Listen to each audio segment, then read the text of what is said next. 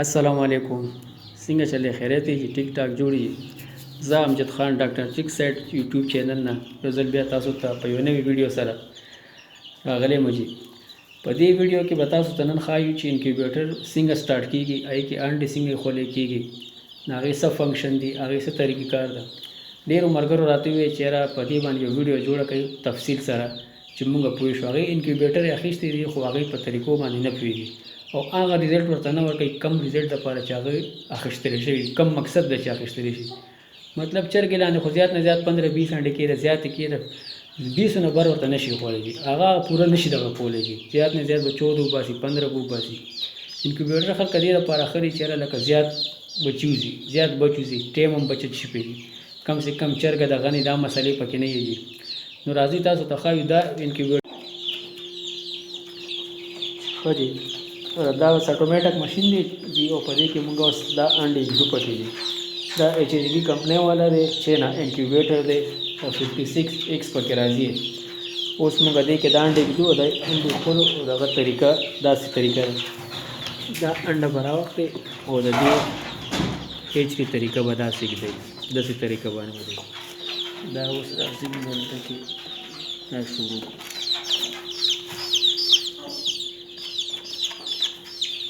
راوډانه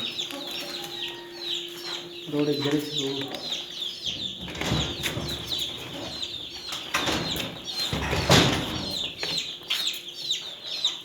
داسې به سټیپ بای سټیپ کېږدئ او د دې دا طریقه دی. دا لکه زموږ بیسټ ملګری شاهد دی سره، شاهد خان او دا جی عارف خان دی جی پوه شي. هغه لږ شرمېږي او یاره ما پکې مه راولئ. او دا طریقې ده انکیوبیټر. ډېر خلکو ته پته نه وي چې یاره په اټومیټک مشین کې به څنګه څه طریقه به ورسره کوې. نو تاسو ته نن ښایو چې پوره ډیټیل سره یې درته ښایو. کس شاهد خان لګیا دی انډې ږدي، د دې انډو دا پوزیشن وګورئ، دغه طریقې دی.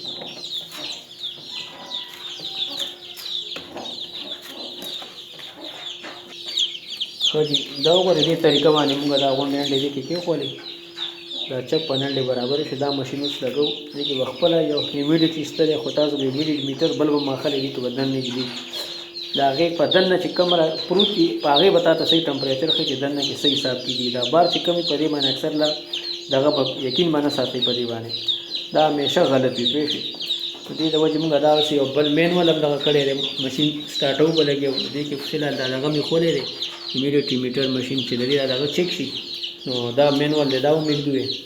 مینول کې دا فرق دی چې دې کې به روزانه په انډو باندې 2 ځله لاس وښئ، یو ځل سهار یو ځل ماښام. لاس بدن نه کې انډو باندې به داسې ووښئ. او په دې اټومیټک کې دا کار دا خپله اړې راړې، دا خپله روټیشن کوي هر 2 غنټې پس. او په مینول کې به انډې داسې اړې راړې، دغه فرق یې پکې. دا مشین مونږ دا دی سټارټ کړو، انډې هم پکې کېښولې او د بر هم پې دا کور کېښولو او دا اوس ورو ورو لګیا دی خپل هیومیډیټي برابروي. کله دلته به لږ راشي، دا د دې ټمپریچر دغه درته ښایي، دننه هیټینګ دغه درته ښایي. دا 37.7 چې دی کم نارمل دی، 37.78 شو، 9 تم ځي 38 پورې ځي. د دې د 37 نه واله 38 پورې د دې نارمل دغه دی. لاندې چې کم هیومیډیټي دغه دی پېښې دا فین سټارټ دی پکې، دا کم سے کم 65 نه واله 70 پورې پکار دی. څومره ورځو پورې؟ د پیل ورځې نه واله تر 17 ورځو پورې. اخرنۍ ورځو کې به ورته بیا دا سیوا کې مطلب 80 ته هم رسولی شي، 90 80 85 ته رسولی شي. دا به زیات ساتئ په اخره کې چې کم اخرنۍ 3 ورځې کې کم کې چې بچي وباسي. دا چې کم دی دا ډیز دغه دی، لکه نن د موږ سټارټ کړو دا پیله 0 دی، سبا چې دا ټایم شي دا به یو ورځ برابر شي. بره چې کم دی دا روټیشن دغه دی، دا انډه پې جوړه ده وړه غوندې، دا انډې اړې راړې مومنټ چې کم موږ ورته وویل چې د نارمل کې چې کم دی لاس په وښې انډو باندې، نو په دې اټومیټک کې دا حساب نشته. دا بیا خپله دا ټایم شروع شو 2 غنټې پس په خپل اړې راړې وځي. نو انشاءالله بیا به ته زه وښیم چې کله دې نه بچي راوځي او ورځې برابر شي، د دواړو درته بیا ریزلټ پر دوښیم. او دغه امید ساتم چې تاسو به څه ناڅه زده کړي وي په دې ویډیو کې. او ډېر خلک په دې اټومیټک ماشین باندې نه پوهېږي. او بله خبره دا اوس مینول دی. په دې مینول کې هم دا د خپل هیومیډیټي دغه لګېدلی خو په دې باندې موږ بیلیف نه ساتو، موږ پکې دننه ښکلی دی. اوس د دننه او د بار پکې باقاعده ډېر ډفرنس دی.